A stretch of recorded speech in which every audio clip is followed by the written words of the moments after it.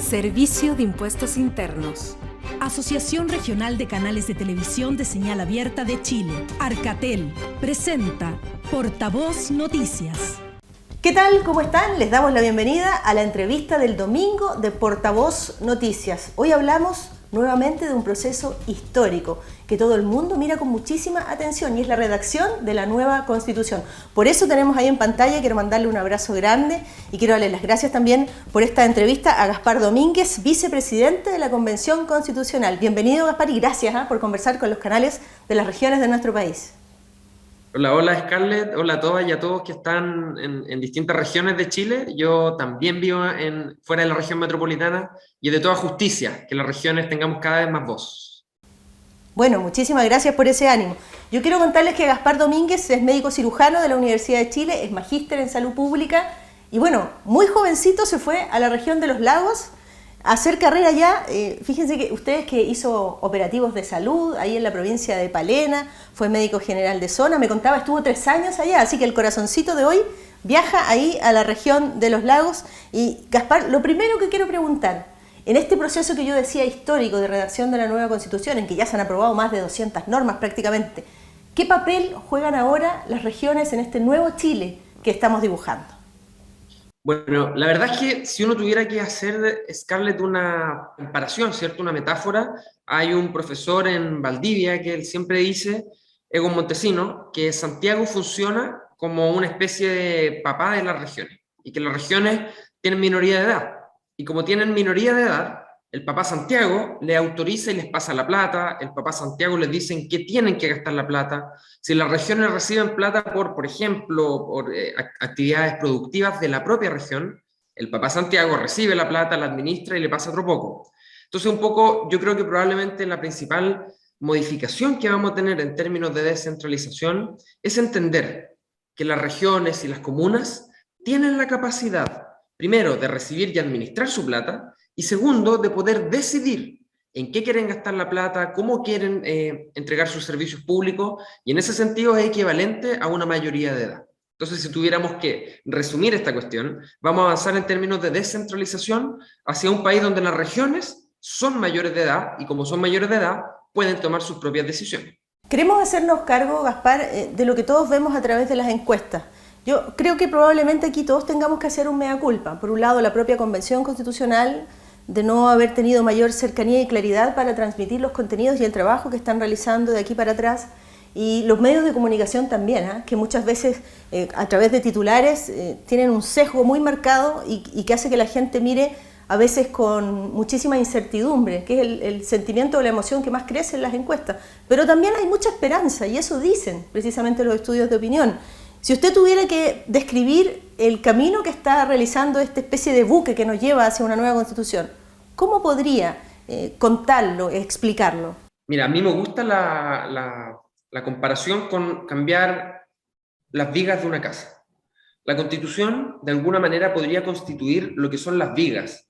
Y todos en las casas donde habitamos alguna vez hemos cambiado una ventana, una llave, quizás un cambio más grande sería cambiar la taza del baño. Pero esto es un cambio estructural. Esto corresponde a cambiar las vigas o los pollos que sostienen la casa. Y cuando se cambian las vigas, la casa cruje. Y esa crujidera de este cambio estructural grande, significativo, es justamente lo que se manifiesta en la opinión pública, en desconfianza, naturalmente, incertidumbre. Y es por eso que hay algunos estudios, como el estudio que tú mencionas, ¿cierto?, de Espacio Público, Ipsos, que salió hace algunos días, ¿cierto?, establecía que el sentimiento más frecuente en este cambio constitucional es justamente la esperanza, es el más común. Pero le siguen de cerquita como sentimientos con harto mención la desconfianza y la incertidumbre. Y por cierto, cuando uno está cambiando las vigas de una casa, porque va a ser un cambio estructural, hay un momento en que la casa va a estar sin techo mientras yo pongo otro techo, ¿cierto? Y de alguna manera esta incertidumbre de cómo va a ser el proceso de transformación es lo que se resuelve a través de un tipo de normas que se llaman normas transitorias. Entonces, cuando se escriba la nueva Constitución, al final de este proceso, va a haber unos capítulos que se va a llamar sobre transición o sobre transitorias. Y la verdad es que lo que yo pienso, Scarlett, es que este último capítulo, donde vamos a explicar cómo va a ser la transición desde la Constitución actual hacia la nueva Constitución, yo tengo toda la esperanza de que este capítulo vendrá a ayudar a disminuir la incertidumbre y a disminuir la desconfianza, que son los síntomas que son muy frecuentes en la ciudadanía en un cambio de esta naturaleza. Y finalmente, si ustedes ponen en Google, en el computador, en el celular, el proceso constituyente, ¿cómo fue? Pueden buscar en las décadas anteriores en Italia, en España, en Colombia, en Ecuador. Son procesos que producen incertidumbre, desconfianza y también mucha esperanza. Eso es lo natural. Si no produjera tanto sentimiento, no sería un proceso constituyente, sería una reforma. Claro, y usted ha dicho en días anteriores que este proceso, esta transición a un nuevo rayado de cancha tiene que ser también respetuoso y ordenado. Yo le pregunto, lo que pasa es que en Chile históricamente estábamos acostumbrados a constituciones, lo hemos dicho, que se redactaban a puertas cerradas, entre pocas personas que respondían a los mismos intereses políticos, económicos. Hoy tenemos un proceso abierto, democrático, con paridad de hombres, mujeres, con representación de nuestros pueblos originarios. Por eso mencionaba yo que el mundo entero nos mira con optimismo, con expectación. Pero resulta que este buque, como decía yo, a este buque se subieron personas que no estaban de acuerdo con este proceso y que probablemente están aquí, como todos, para defender sus intereses, sus ideas, pero muchos de ellos pensando que este buque tiene que estrellarse más bien. Entonces es bien difícil, lo digo en términos muy concretos, es bien difícil trabajar en una situación como esa, en que vemos a veces a ratos enfrentamientos, a veces situaciones duras, y transmitirle a la gente que lo que hay en términos mayoritarios es tratar de tener un nuevo Chile con participación de todos, como decían, se encienden luces para las regiones, es complejo, es bien complejo. Así es, Scarlett, efectivamente hay mucha gente en esta convención, en esta tripulación, ¿cierto?, que tiene mucha esperanza y muchas ganas de transformación, y hay mucha gente que quiere que esta transformación sea muy rápida. Hay otros que queremos cambios profundos, pero creemos que esta transformación debe ser lenta y pausada y ordenada. Hay otros que simplemente les gustaría mantener las cuestiones igual, tal como están, y que entraron a esta convención intentando que los artículos escritos quedaran iguales a los de la Constitución actual que nos rige. Y en este grupo de diferencia, donde hay tantas personas que somos tan distintas, tenemos que ponernos de acuerdo. Porque a mí me gustaría precisar algo, Scarlett, que quizás las vecinas, los vecinos que nos escuchan pueden haber escuchado por ahí antes. Y es que somos 154. Y para poder aprobar un artículo, ese artículo debe tener el voto afirmativo, digamos, de 103 constituyentes. O sea, son muchísimos votos tiene que tener. Imagínate, mucho más que la mitad. Entonces, la verdad es que poner de acuerdo a tanta gente que piensa distinto es difícil. Y por eso es que la forma de construir las normas que tenemos es de la siguiente manera. Se envía una norma al Pleno, que es el espacio grande, donde están todos y todos los convencionales. Votan. Si logran los 103 votos, esta norma se toma y pasa a la bolsita de normas aprobadas. Si esta norma se rechaza porque al Pleno no le gusta, se devuelve a la comisión, donde se agarra, se le pone una palabra, se le saca otra, se redacta mejor, se cambia, y se envía de vuelta al Pleno, que es el espacio grande, para que se vuelva a votar. Y esto incluso puede ir y volver 2 veces. Entonces, de alguna manera, esta necesidad de lograr el consenso amplio, donde 103 personas estén de acuerdo, nos obliga necesariamente a ponernos de acuerdo con personas que pueden pensar muy distinto a nosotros. Claro, y hemos visto, por ejemplo, que hay normas que se han aprobado con abrumadora mayoría, otras más ajustadas. Estoy pensando, por ejemplo, en una institución histórica como es el Senado de la República. Hemos visto una discusión en días anteriores bastante álgida, algunos que defienden esta institución y dicen, bueno, 200 años de historia se van al tacho de la basura, se crea esta Cámara de las Regiones que tiene pocas atribuciones, ¿por qué un Congreso unicameral, dicen algunos, donde no hay una Cámara revisora? Usted votó a favor de eliminar el Senado, le pregunto, ¿con qué argumentos usted dice, yo creo que es hora de un cambio? Sí, bueno, hay 2 cuestiones aquí sobre esto. Lo primero, esto tiene que ver con cómo se escriben o se redactan las leyes. Eso es lo que estamos discutiendo. Y hoy día en Chile, las leyes se redactan, pasan por la Cámara de Diputados y pasan por el Senado. O pueden entrar por el Senado, pasar por ahí y después por la Cámara de Diputados. Y todas las leyes pasan por las 2 cámaras. Y por eso es que decimos, y se dice, que son cámaras que funcionan en espejo. Es como que se hace 2 veces lo mismo. Y es por eso que hay muchos que creemos que para que esto sea más expedito, es más razonable que una cámara, que es la Cámara de Diputados, que es una cámara política. ¿Por qué se dice que es una cámara política o proporcional? porque hay mucha más gente de Santiago que de las regiones en la Cámara de Diputados. Porque como en Santiago vive más población, hay mucho más diputados de Santiago. Entonces, ¿cuál es el problema para nosotros, que somos de regiones? Que esa Cámara no necesariamente nos representa, porque prácticamente mucho más de la mitad es de Santiago y de Valparaíso. Entonces ahí nosotros podríamos decir, perdemos. Y por eso es que muchos creemos que debe haber una segunda Cámara, que esta Cámara debe ser una Cámara regional. Es decir, por ejemplo, yo soy de la región de los Lagos. Va a haber al menos 3 representantes de la región de los Lagos y 3 representantes de la región metropolitana. ¿Y qué significa esto en la práctica? Que el peso de la región de los Lagos va a ser igual que el peso de la región metropolitana. Hecho que hoy día no ocurre en el Senado, donde tenemos más senadores de Santiago que de los Lagos, ¿cierto? De la región metropolitana que de los Lagos. Y es por eso que hoy día hemos dicho, mire, tengamos 2 cámaras, una cámara regional y una cámara proporcional. La cámara proporcional va a ser similar a la Cámara de Diputados actual, y la cámara regional va a tener otras atribuciones, que no van a ser las mismas que la Cámara de Diputados, sino que van a tener que opinar y meter la cuchara, digamos, en leyes que tengan que ver con las regiones principalmente, en leyes que tengan que ver con descentralización, en leyes que tengan que ver con cambiar la Constitución. Y hoy día estamos discutiendo cuáles son las cosas que va a hacer esta otra Cámara o esta Cámara territorial, y hay argumentos buenos para las 2 direcciones, pero decir que hay que mantener el Senado porque lleva 200 años, la verdad es que es un muy mal argumento. Si no, en 1810 podríamos haber dicho mantengamos la colonia porque lleva 210 años, porque la colonia empezó en Chile en 1600.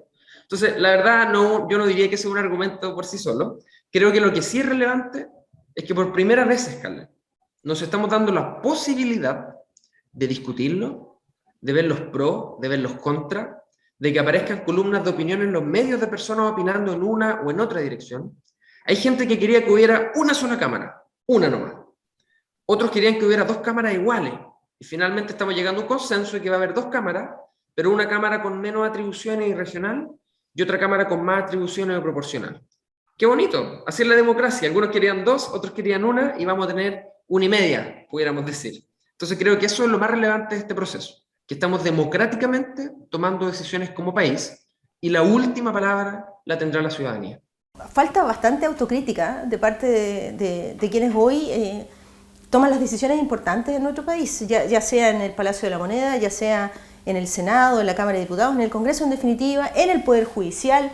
Yo creo que se mira para atrás como con muchísimo orgullo de lo que se ha hecho, y está bien, hemos logrado cosas importantes, pero también hemos tenido grandes dolores y de verdad el estallido social, por ejemplo, uno podrá, yo en mi caso particular, quiero hablar por mí, rechazo absolutamente la violencia, pero había razones de fondo para alguna vez levantarse y decir las cosas no se están haciendo bien.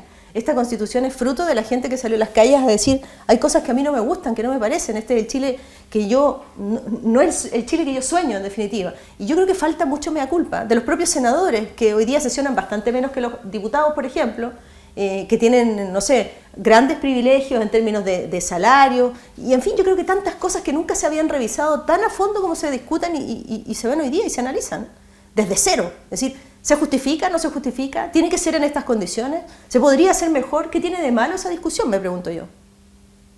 Sí, comparto algunos de los aspectos que tú mencionas, sobre todo la necesidad de normalizar el mirar con ojos críticos lo que hacemos. Y eso corre, como dices tú, para todo, y también corre para la convención. O sea, yo creo que la convención tiene que decir, por ejemplo, ¿qué hemos hecho mal para que hoy día haya personas que estén asustadas mirando esto? Y yo recojo el guante y digo, bueno, quizás no hemos comunicado bien lo que estamos haciendo. Quizás hemos tomado decisiones de cambio muy radicales en muchas cuestiones, sin explicar que la transición va a ser lenta, sin explicar que la transición va a ser progresiva y pausada. Entonces es natural que muchas personas digan, oye, pero ¿cómo vamos a cambiar tan rápido esto? Entonces creo que tenemos que hacer costumbre. Varias cuestiones que, Scarlett, quiero ser muy responsable en decir esto. Hay cosas que ya pasaron, Por ejemplo, la paridad. Ya descubrimos que tener un órgano paritario con mitad hombres y mitad mujeres no pasa nada. Y está súper bien, porque las mujeres se representan de la misma manera que los hombres.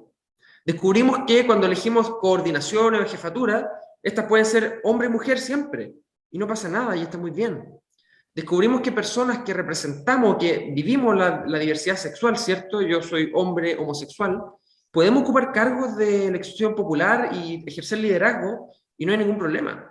Entonces, de alguna manera, creo que hay cuestiones que ya pasaron, que ya se instaló que la forma de construir normas constitucionales debe ser con iniciativas de las personas, con incidencia de las personas, y yo espero que en los próximos gobiernos, en los próximos parlamentos, la formulación de leyes sea con mucha más participación ciudadana.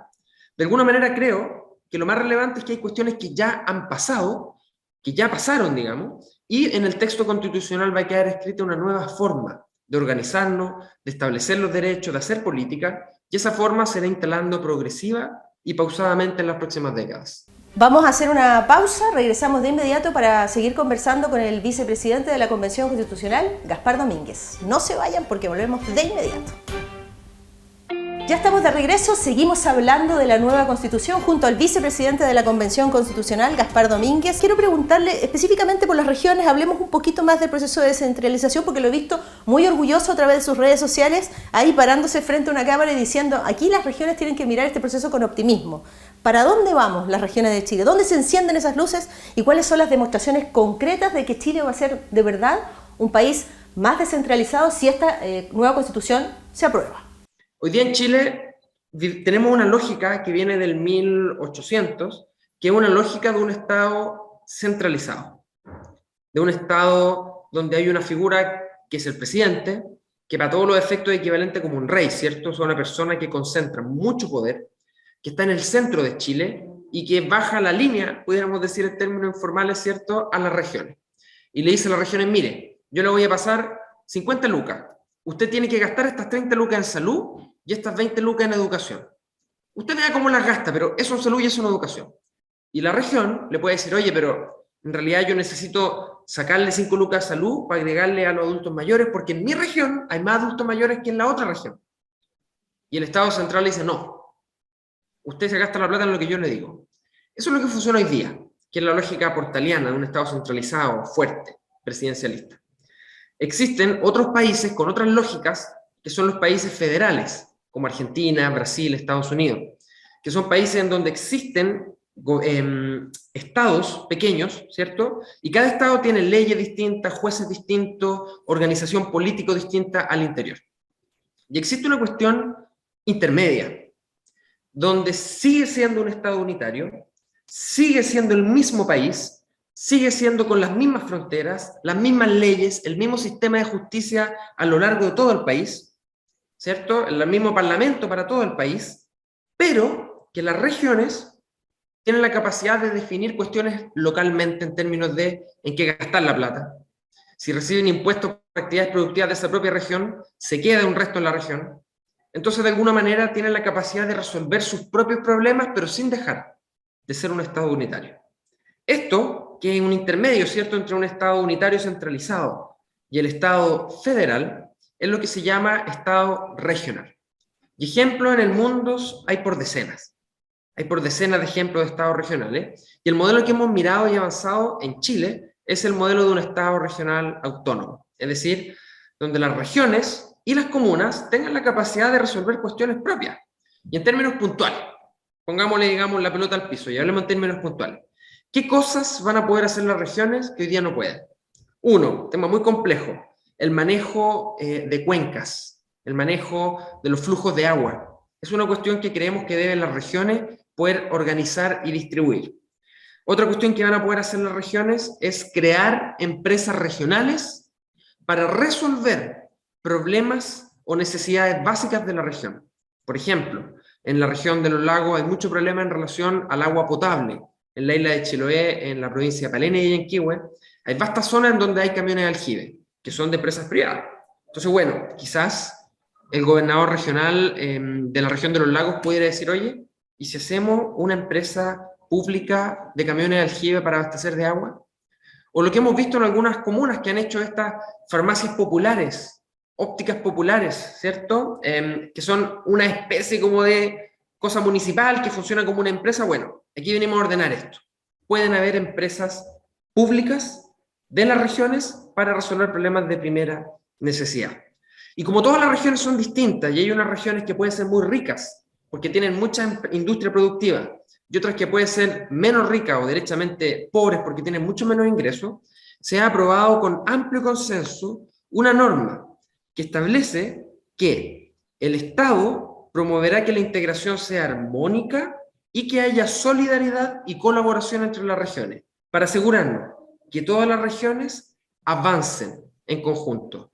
Y incluso las regiones van a poder, por ejemplo, hacer referéndum o plebiscito en cuestiones locales, dentro de la propia región o dentro de la propia comuna, para resolver problemas a través de mecanismos de democracia directa, que son cuestiones que hoy día no se pueden hacer.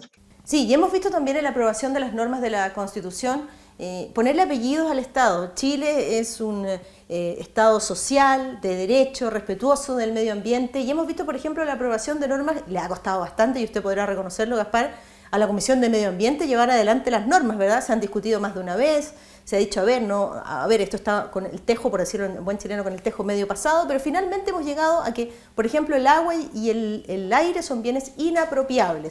¿Y qué efectos concretos tiene eso? Porque lo miran con muchísima atención desde las regiones. El agua, los derechos de agua, por ejemplo. Así es. Bueno, sabemos que uno de los principales problemas y demandas ciudadanas son los que tienen que ver con el agua. Hoy día en Chile pasan cuestiones que son, la verdad, impresentables. Sabemos que existen localidades donde las personas no tienen agua para beber, pero sí hay agua para regar plantaciones. Esa cuestión es una cuestión impresentable que vulnera los derechos más básicos de las personas de tener acceso al agua. Y es por esto que una de las principales demandas es que en Chile, excepcionalmente, porque no funciona así en el resto del mundo, pero en Chile la gente es dueña del derecho a poder tomar el agua y usarla. Y si la persona que está más al frente no tiene agua para beber, no importa, yo soy dueño de esta concesión para usar esta agua y me la traigo para acá y riego mis paltos, por ejemplo. Eso ocurre y eso es una anomalía. Entonces, en la práctica es como que la gente se apropia del agua y eso se transforma el agua entonces en un bien apropiable. Y hay gente que es dueña de ese bien. Y cuando alguien es dueño de un bien, puede hacer uso y goce y disposición de ese bien y no compartirlo si quiere, porque es mío. Esa cuestión es uno de los principales cambios que ha sido demandado por la ciudadanía y es por eso que se ha aprobado en esta Convención Constitucional con amplios votos que el agua es y será un bien inapropiable. ¿Y qué significa que es inapropiable? En que nadie puede decir yo soy el dueño de este curso de agua y yo lo uso para lo que yo quiera. Por cierto, que necesitamos que las personas, los agricultores tengan acceso al agua, que puedan usarlo para producir alimentos que son fundamentales para la subsistencia de la humanidad. Y eso hay que asegurarlo y lo vamos a asegurar. Pero hay casos, que son muchos, en donde las personas tienen derechos de agua, incluso mucha más agua de la que necesitan en ocasiones, y hay personas que no tienen agua para beber. Entonces lo que hemos dicho es que el agua debe priorizarse. Y la priorización del agua debe ser primero para el consumo y saneamiento humano. Y segundo, para la producción de alimentos. Parece ser que esas dos cuestiones son fundamentales. Y lo que venga tercero, cuarto, quinto, bueno, serán otras actividades productivas. Pero es fundamental que las personas tengan agua para beber y para saneamiento y para producir alimentos. Gaspar, pero acabamos de discutir durante muchos años, 11 años, un código de agua. Acabamos de determinar que los derechos de agua ahora ya no son eternos, en fin. ¿Y cómo va a cambiar aquello? Porque la gente dirá, a ver, yo tengo derechos de agua y viene una nueva constitución y me cambia el rayado de cancha. Entonces ahora viene una especie como de permiso de uso, más bien administrativo. ¿Cuál es la figura que va a quedar en definitiva? Si es que se aprobase, insisto, la nueva constitución. Sí. Bueno, muy relevante lo que tú dices, Scarlett, porque efectivamente, no solo con el agua, sino que con muchas otras normas en salud, en educación, en vivienda y en otras cuestiones, cuando la Constitución empieza a entrar en ejercicio, ¿cierto? Cuando la Constitución esté aprobada y empieza a funcionar, hay muchas normas y cuestiones que van a quedar obsoletas, o que de alguna manera van a estar en contradicción con lo que la Constitución considera. Por ejemplo, hoy día en Chile, en el Código Civil sale, que el administrador de la sociedad conyugal es el hombre. O sea, si un hombre y una mujer están casados en sociedad conyugal, ¿cierto? Y, por ejemplo, hay que abrir una cuenta corriente para sacar plata, alguna cuestión, el administrador es el hombre y no la mujer. Pero como en la Constitución hemos aprobado normas que dicen que no se pueden hacer diferencias entre hombres y entre mujeres, esta norma va a pasar a ser anticonstitucional y habrá que cambiarla. Este es un ejemplo de algo que va a tener que cambiarse y adaptarse. Y el fin de una injusticia histórica. Por cierto, una cosa, a mí me parece tan raro que recién a esta altura estemos... No se justificó, creo yo, en ninguna etapa de la historia de la humanidad, pero en fin. Bueno, las mujeres no podían votar hace algunas décadas atrás. Exacto. Esto hemos ido avanzando. Exacto. Bueno, y sobre el aprovechamiento del agua y el uso del agua, hoy día el Código de Agua, ¿cierto?, que se reformó y que se aprobó hace poco, establece cosas que van en una dirección muy similar a la dirección en donde la Constitución ha propuesto que el agua es un bien inapropiable. Entonces, la mayoría de los aspectos que están contenidos en esta reforma no van a quedar obsoletos, sino que van en la misma línea de lo que la Constitución está estableciendo. De hecho, esta reforma reconoce, por ejemplo, que el acceso al agua y el saneamiento es un derecho humano y que el agua se debe tratar como un bien nacional de uso público y que el uso pertenece a todos los habitantes. Eso, la verdad, va en dirección de lo que la Constitución actual establece. Entonces, cuando las normas vayan en la misma dirección que la Constitución establece, la norma va a seguir viviendo, digamos, y se va a ir modificando según los parlamentos, los presidentes que tengamos en el futuro. Pero cuando hayan normas que sean contradictorias, habrá que cambiar o adecuar las normas. El caso del Código de Agua es un muy buen ejemplo. Sí, y cuando hablamos de un Chile que es un Estado social, decimos, bueno, y qué bueno porque en estos días ustedes están discutiendo los derechos sociales, el derecho a la salud, mire qué importante para usted en su condición de médico, el derecho a una vivienda digna, que lo conversábamos hace muy poquito con Benito Baranda, y tantas cosas que empezamos a discutir y a mirar con optimismo y con esperanza. Yo invito a la gente a que ingrese a las redes sociales de la Convención Constitucional, que ingrese a las redes sociales de los convencionales constituyentes para que vayan tomando nota de esto. Ya a veces no hay que dejarse llevar por grandes titulares, ni tampoco por discusiones que al final empañan un momento, pero que no opacan el camino completo, creo yo. En este último minuto de conversación, Gaspar, me gustaría que usted hiciese una especie de mensaje, que le entregara un mensaje a la gente que nos está viendo desde Arica a Magallanes. Sería un fracaso, claramente, que viviésemos este proceso que, insisto, el mundo mira con mucha expectación y que terminara en un rechazo. Yo creo que ese es el peor de los escenarios para lo que estamos viviendo y para la sociedad chilena, que se movilizó en masa precisamente para generar cambio. ¿Cuál es la visión que tiene usted de lo que viene?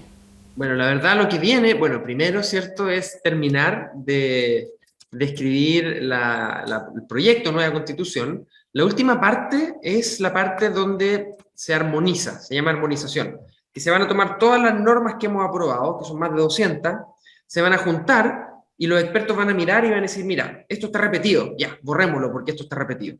Esto está escrito raro, mejor escribámoslo así. Mira, aquí hay un tilde que está de más, aquí hay un tilde que está de menos. Entonces esas cuestiones son las que se van a resolver en la última etapa y 2 meses después, el 4 de septiembre, vendrá el plebiscito donde la ciudadanía tendrá la última palabra. Y el principal mensaje que a mí me gustaría darle a las personas es que conozcan las normas y conociendo las normas, voten.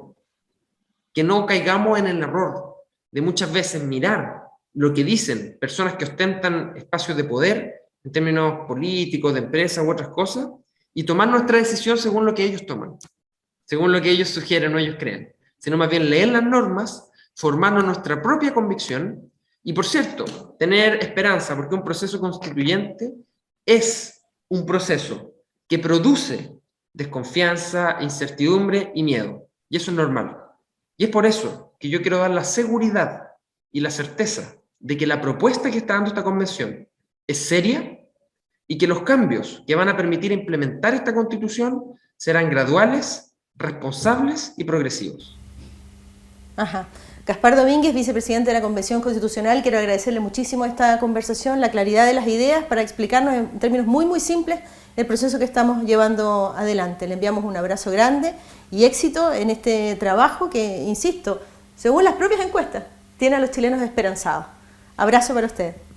Muchas gracias, que tengan una excelente semana, espero que vengan próximas semanas y meses de mucha discusión, de mucha reflexión y que logremos un país mejor, que es lo que todos queremos. Chao. Bien, y a ustedes también, muchísimas gracias por acompañarnos en la entrevista del domingo de Portavoz Noticias. Que estén muy bien. Hasta pronto. Servicio de Impuestos Internos. Asociación Regional de Canales de Televisión de Señal Abierta de Chile, Arcatel, presentó Portavoz Noticias.